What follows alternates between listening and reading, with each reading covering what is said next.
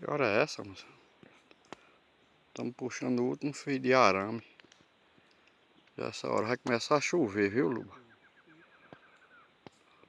Logo, logo nós estamos entregando sua terra, seu Francisco.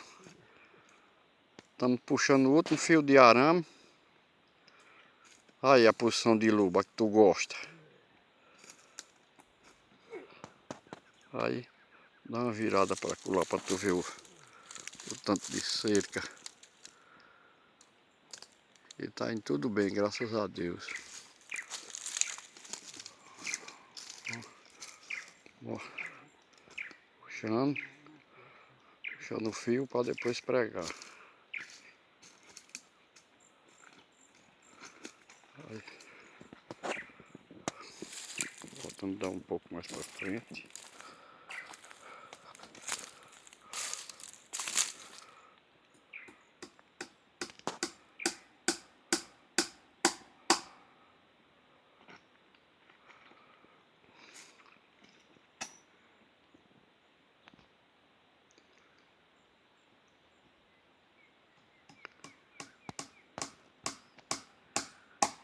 A colar já tá tudo pronto, já pregou os de lá, Tico?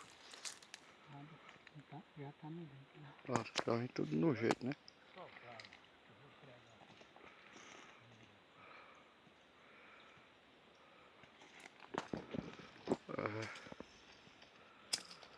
Vamos lá. Querendo chover, nublado já tá tudo verde aqui.